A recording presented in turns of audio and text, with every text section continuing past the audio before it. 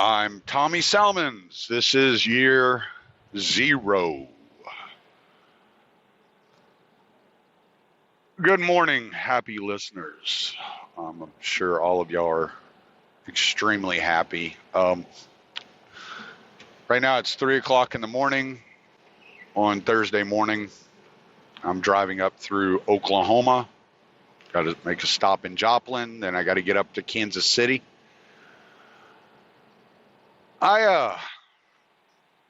As you know, most of you know, I am a truck driver. I drive a truck as my day job. It does not leave me a whole lot of time. Sometimes it leaves me speechless because it's so freaking dull and boring a lot of the time. But one of the things I see as a truck driver is the extreme consumerism of the country. And I see it from a distribution standpoint. And it makes me think about a lot of things.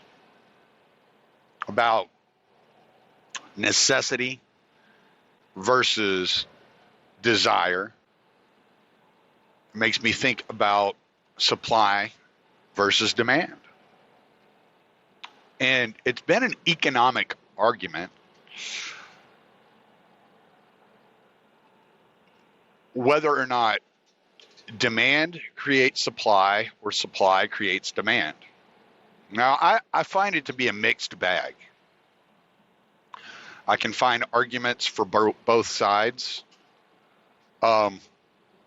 Let's just say, like in the 1980s, there was no demand for an iPhone because there was no supply of iPhones. Nobody knew what an iPhone was. Therefore, nobody was demanding it. Yet, on the other hand, if there is no supply of food, it's not going to stop the demand for food. If there's no supply of clean water, it's not going to just stop the demand for clean water.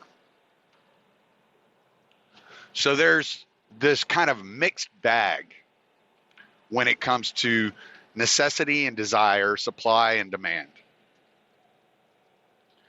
And the other day, I come out to work on Monday. I jump in my truck. I drive from Orange, Texas to Pasadena, Texas. Go to Nestle Waters bottling facility. Well, it's not a bottling facility. It's a warehouse in Pasadena. Then I turn around and I drive to Harvey, Louisiana, a suburb of New Orleans. And I go to a Costco. And I enter the Costco warehouse while they're unloading my truck. And I'm just sitting there looking around the warehouse. And I'm looking at this supply that they have. This supply of needless objects. There's a 52-inch flat screen TV about, I don't know, I'd say about 30 foot in the air on a rack, just sitting up there. There are pallets upon pallets, paper towels, paper cups, dog food, water, Red Bull, any number of items that you may see in the store. And if you walk out onto the showroom, onto the floor, where the shoppers go around and fill their buggies with items, there's countless numbers of items in the store. And it gets me thinking about my point of view of the United States versus the average person's point of view, what some people call normies. I find that to be pejorative, so I don't typically call people normies, because what's wrong with handling your own business and not really looking around at how other people are affected in a world that, especially the United States, it's so busy. It's 24/7, go, go, go. You ever been to a big city, you realize that there's no slowdown in traffic, really. You can drive around Houston at 3 o'clock in the morning. You get on 610 and you're going to see cars all around you. You're going to see trucks moving. There's freight everywhere.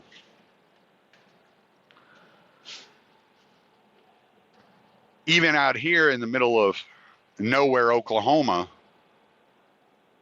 I haven't gone 2 miles without seeing another truck carrying something, some load of some material in either direction.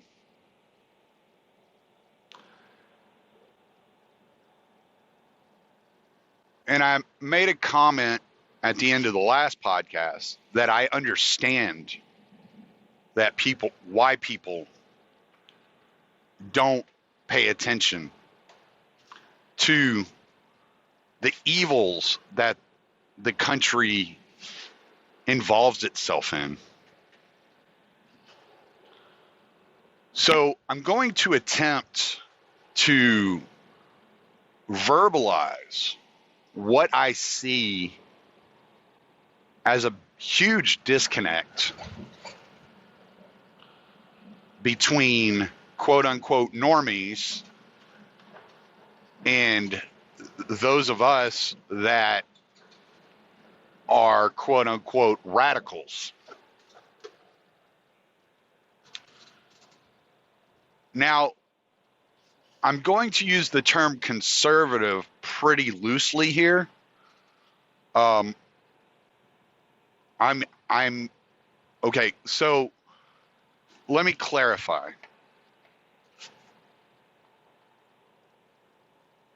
In the pamphlet, Left and Right, The Prospects for Liberty, Murray Rothbard describes socialism as centrism. He also describes conservatism as the right, and anarchism or minarchism, depending on how you want to look at it, as the left. Okay? So what I'm doing is I'm conglomerating into the same mixed bag any person that is interested in preserving or growing government versus those of us that are looking to shrink or abolish government.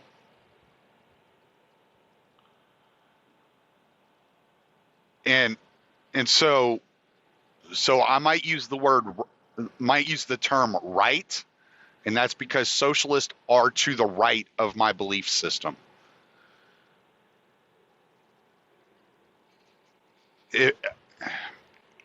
I know that doesn't make sense in modern political dialogue, because everybody is considering either Democrats or progressives as the left, but they are to the right of me and to the right of people that are thinking along the lines that I'm thinking. I think it was Walter Block said that anarchists are like the third leg because we don't belong on the left or the right anymore. We're just kind of like off there floating in our own little place. We're like a bone spur just kind of floating around in the anatomy of this body politic that we try to examine. Given that I'm examining this and trying to verbalize what it is that I see, this episode will probably be choppier.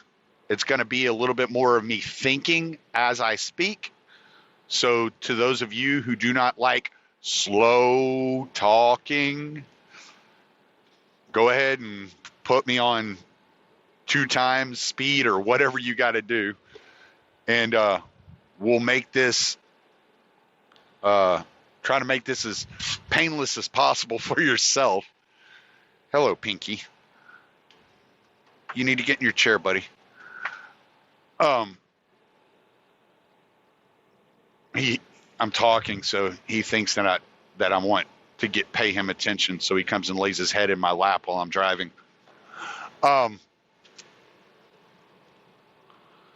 Anyway, back on track. Okay, let me see. All right, so to the right of anarchism is constitutionalism, is even the Articles of Confederation, which is far left.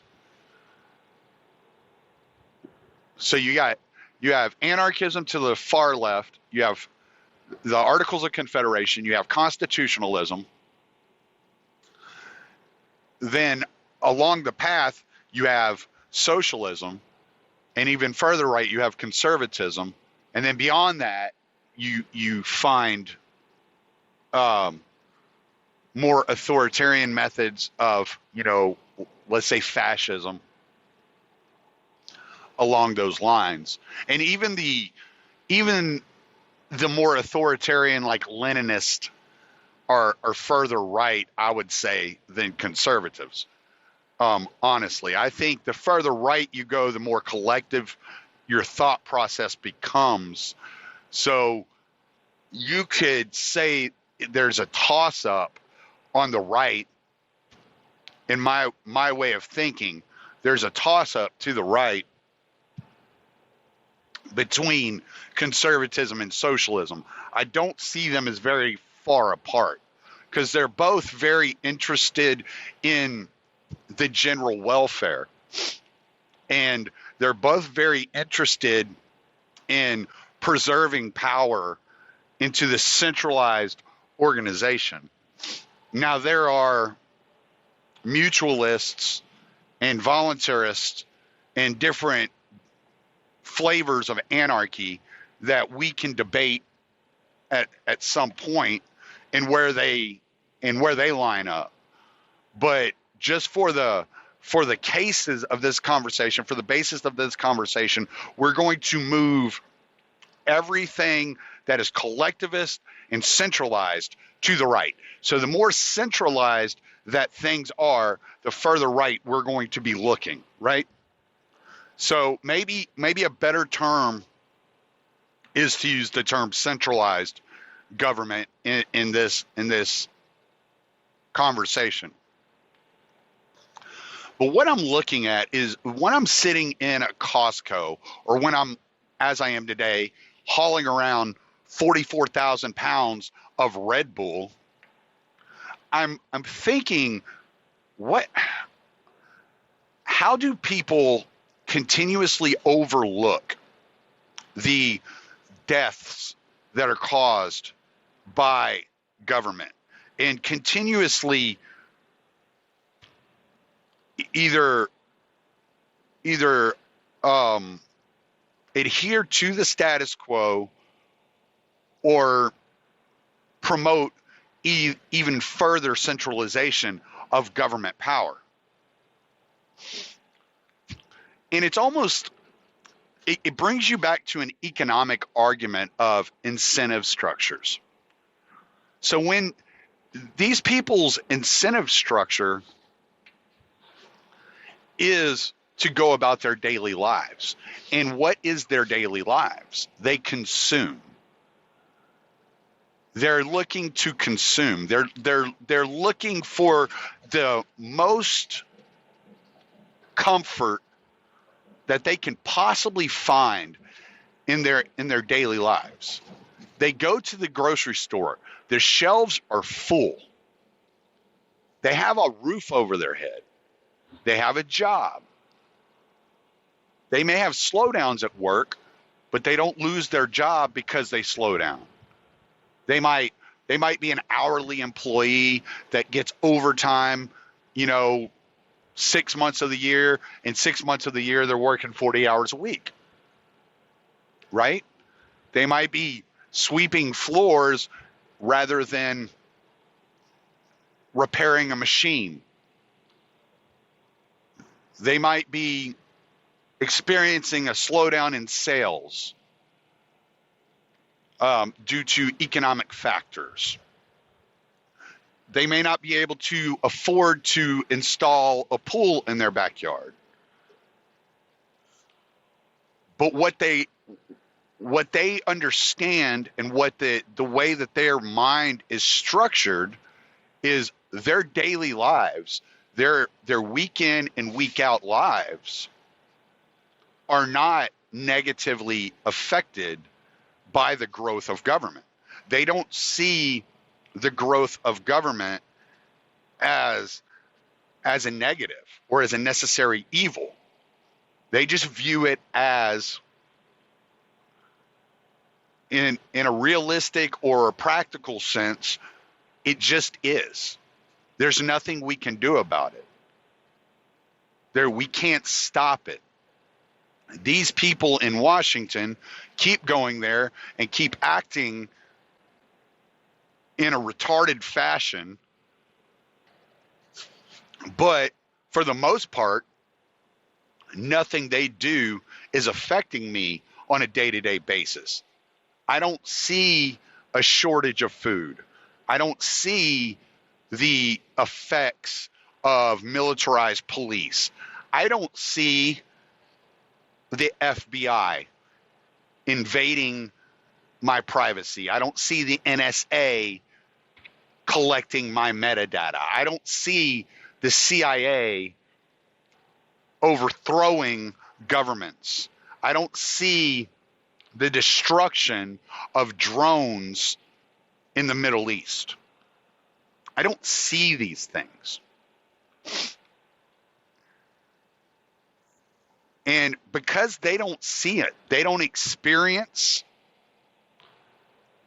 these negative outputs from the government, they don't care to engage in attempting to change the government. They see no reason to change the government. They view it as, well, those people are going to do what they're going to do. I have to take care of me. I can't be concerned and stressed out over the possibility that these people are going to do something corrupt or something evil. Our justice system will handle that. It's not for me to worry about. It's not for me to hold them to account. They don't know that I believe it was the head of the FBI, the head of the CIA is on record as saying that our job is not complete until all of everything the American people believe is false. They're not aware that the CIA was doing mind experiments using drugs and torture to control and to experiment on American citizens. They don't see the effects of the drug war. They don't see how arresting people for nonviolent offenses affects their lives until they do. And when they do, that's when they get engaged. Now, I don't wish these evils on anybody, but you have to understand, or I have to understand, I have to put myself in the position of an average guy. And I happen to have the benefit, which I'm sure everybody does, of having these conversations with people that just don't see it, have never seen it, they've never experienced it, they don't have any affiliation with it, they don't relate to an Eric Garner because they've never had that experience. They go to the bar and they sell a Lucy at the bar to some random guy, and no cop chokes them to death, right? They don't see it as a problem. They're like, this doesn't really happen on a mass scale. This doesn't happen to the average person. This guy was a thug. He was in a bad position. He shouldn't have been there. He shouldn't have been doing this. He shouldn't be the person he is, right? For whatever reason, they don't see a class struggle. They don't see the division between the lower class and the middle class. They don't understand what it's like to have their neighborhoods policed as if a military force has invaded. They don't understand that. They don't see this. They don't see the debilitating structures and the crumbling infrastructure around them until they do, right? And so what happens when they do? Well, because they are made to believe, or they have always believed, that government is responsible for these things, that it's not the responsibility of the individual. Their responsibility is to go to work and finance the government. That's their responsibility. And these people that they're financing, these representatives and these representative structures, these systems that were put in place along the way, were created for the benefit of the greater good. And as they were created for the benefit of the greater good, if you continue to finance them, they are going to work in favor of the greater good, which means that it's only a minority of people that are being harassed or being manipulated or being victimized by the government. It's a minority of people that this occurs to. It's always a minority of people, right? Like, you don't genocide the majority of your population. Okay? You attack a minority of the population. And so the greater good is the majority over the minority. It is pure democracy. This is what a democracy is. And I'm sorry if it violates the rights or the lives of the minority to keep the majority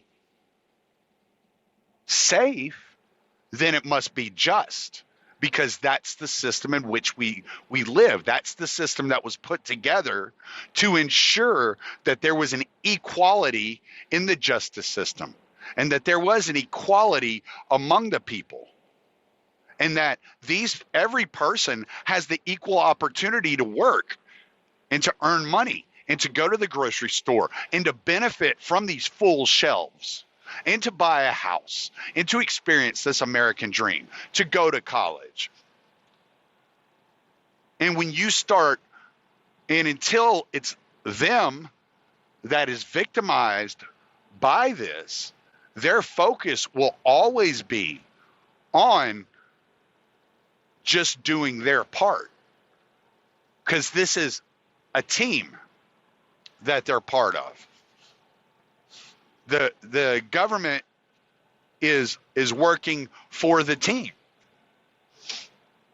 You know, the government's the backstop for the team to make sure things don't get out of control.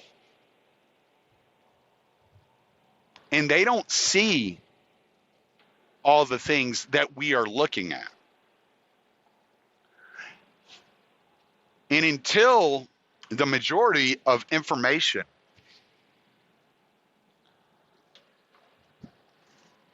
that's being spread around opens their eyes, or until they're victimized by this system that's in place, they're not going to change their minds. They're going to say, yeah, that's fucking horrible. But really, I mean, how widespread is it? Really, how bad is it? You can name names. You know, what was it? Stalin, I think it was Stalin who said that one death is a tragedy, but a million is a statistic. They see Eric Garner as a tragedy, not as a statistic. It's not the status quo. That's not the standard operating procedure. It's just a tragedy. And, you know, what are you going to do? What can you do? Hopefully it never happens again. And I don't know if there is a way that we can make a difference,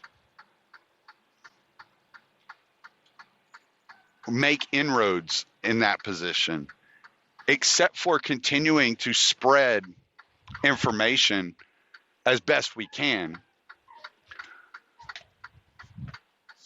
But doing it in such a way that it doesn't come across as forceful, yet just informative. And not allowing our frustrations and our biases to get in the way of understanding the status quo, those that continuously operate within the system, those that continue to promote the system, because they don't see it as an evil. They see it as a good or as a necessity. Because what does it mean to not have it? What evils are going to take place if it doesn't exist? Who's going to stop the bad guy? And who's going to ensure that our shelves are full?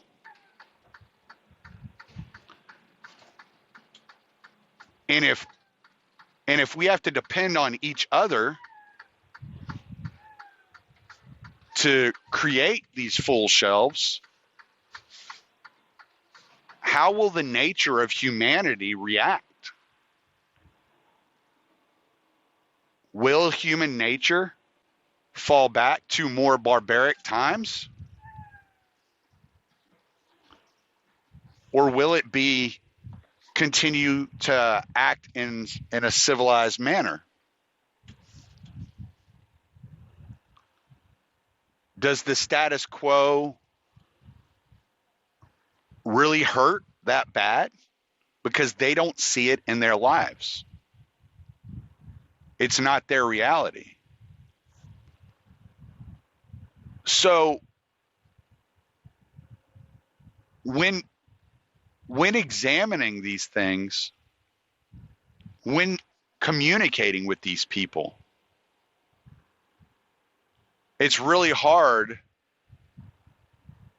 to ensure that we're giving the proper information and giving them that piece of information that affects their psyche.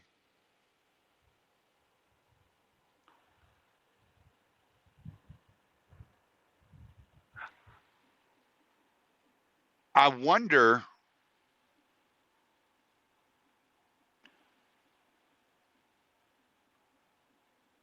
I guess I fear more than anything.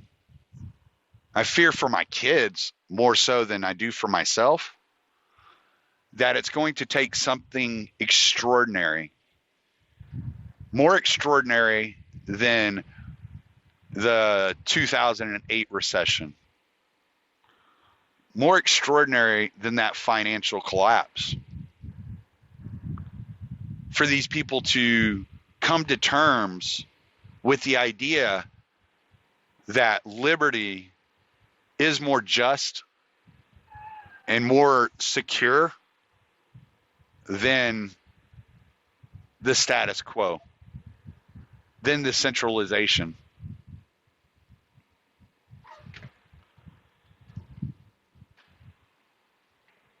Maybe it's going to be a total collapse of the financial system, complete and utter destruction of life as we know it. Maybe it's going to take a famine of sorts.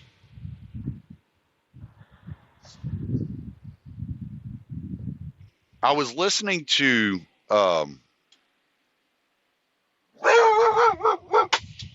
that's all right, Pinky. I was listening to a podcast that a previous guest, Gord, had turned me on to the other day, The Fall of Civilizations. And they were talking about the fall of Britannia under Rome. And the guy who did the podcast, he referred to this as the British, I think he called it the British problem. And what he was saying was, when Rome was in charge of Britain, in the, I guess it was the 2nd century, 1st century, 2nd century, something like 1st century, I guess. That what would happen was, when the emperor and the politic was in distress and was looking weak, the governor of Britain would take his entire fleet, every ship he had, every soldier he had, and he would go down and invade Rome. But what that did was it left a vacuum in Britain, for which hordes of barbarians, the Saxons and the Franks and the Scots and all these barbaric tribes, would invade and cause destruction on the island, because there was no army there to protect the masses. And it seems almost, to some degree, that the United States has solved this problem. That they've created such a large military that they never have to send the entire fleet. That there's always a backstop. And that the forces of local control have grown to such a degree that it never leaves insecurity at home, that there's no chances of invading forces.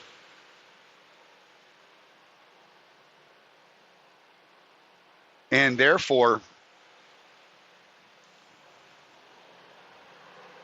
it seems to me like it would be a much more difficult prospect to create the insecurity in government to look for these large-scale changes, and that you will continue to get the status quo until there is such a disaster to create these large-scale changes. And the only disaster I can see in the future would be financial. That they'll continue to lie and be corrupt and to run up and debt finance these wars and these social programs, continue to claim that the debt can be paid and that the debt will not bankrupt the U.S. until foreign nations first lose their confidence in the monetary system.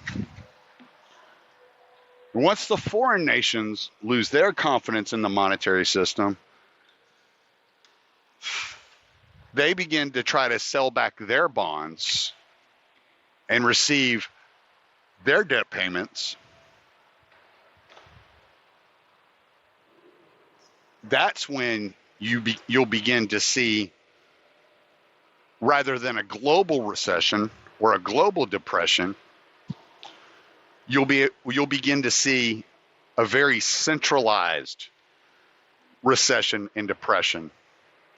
You'll start to experience the hyperinflation that countries like Venezuela have.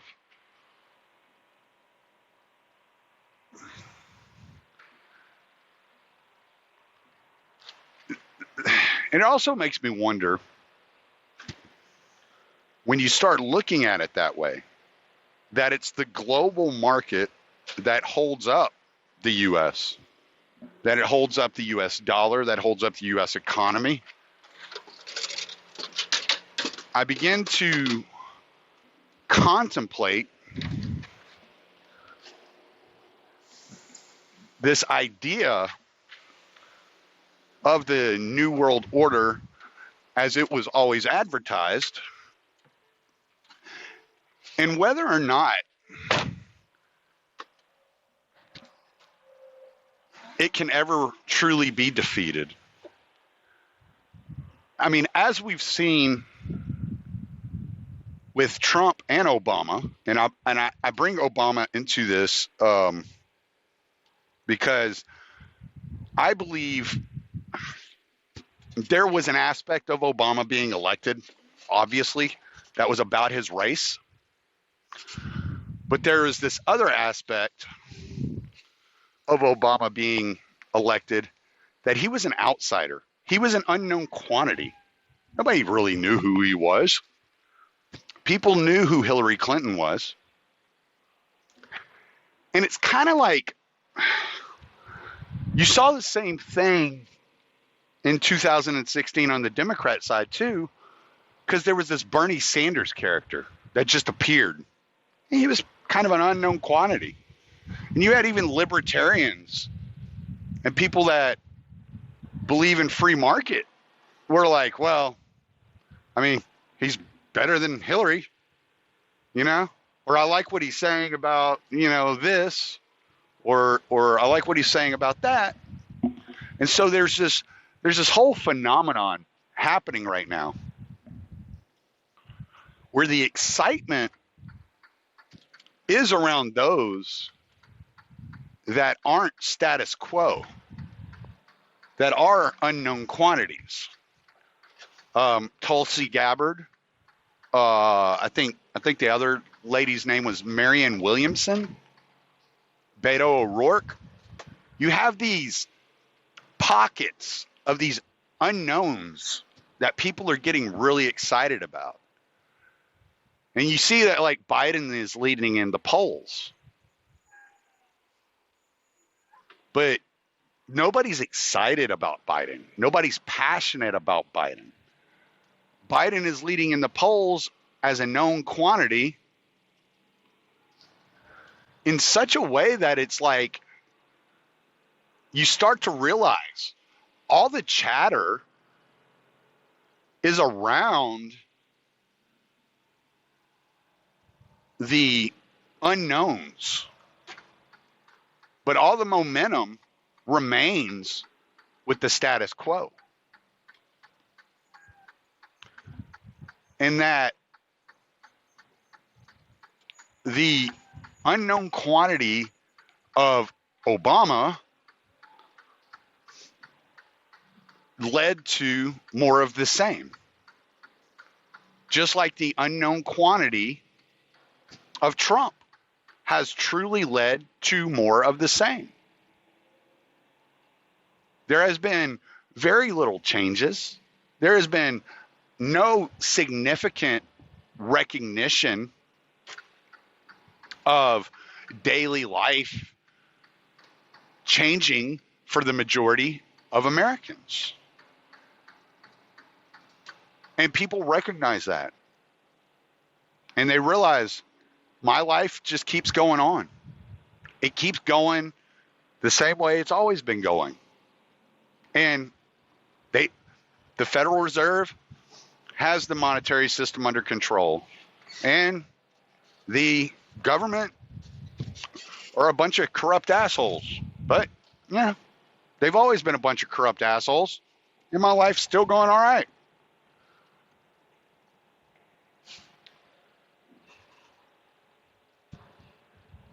So it doesn't, they view it as it doesn't matter. It just doesn't matter. It doesn't matter. Yeah, you're upset about it. I see what your point is. You make good points. But it doesn't really fucking matter. They've been hearing since the 80s that running up debt was going to destroy the country. But it hasn't. Debt's $22 trillion now. Nothing bad's happened. We had a recession, but we added to the debt to get out of the recession. So the debt must not be a problem. We've been hearing that inflation is a bad thing. But for the most part, our income keeps up with the rate of inflation.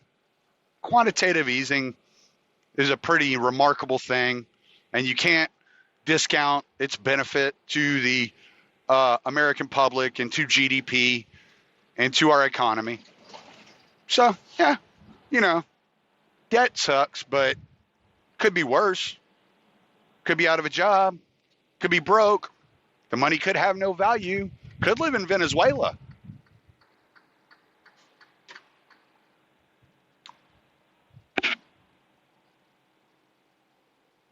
So the fear becomes, do we have to be on the verge of a mass famine, of a mass financial collapse, of our children's future being completely destroyed, of our grandchildren's future being completely destroyed, to have a come to Jesus moment on a mass scale? Because as long as half of the American people, if not more, are content with the system that's in place, there will be no changes. And all of us who say, well, just give us a plot of land and let us experiment, we'll just be shrugged off. Hey, you're a minority. What are you going to do about it? No. We're just going to keep doing what we do. We're just going to act like you don't even exist because your voice isn't big enough. Your influence isn't big enough. There's no reason to change anything. The status quo works just fine. Always has, always will. And you people are over exaggerating, or you're radicals, or revolutionaries. And we've seen what occurs whenever revolutionaries take charge of a country. So no, we're just gonna keep on keeping on, chugging right along until one day we're not. And that's the real fear. That's the reason I podcast. That's why I write. That's why I take the time out of this hectic fucking day that I deal with day in and day out to talk about the things that I talk about. It's because maybe I have an opportunity to reach somebody that maybe Pete can't reach. Now, Pete's audience is probably 20 times bigger than mine. Tom Wood's audience is 1,000 times bigger than mine. Scott Horton's audience is 1,000 times bigger than mine. But maybe I have that one piece, that one thought that opens a door, that just cracks the door just a little bit. Maybe.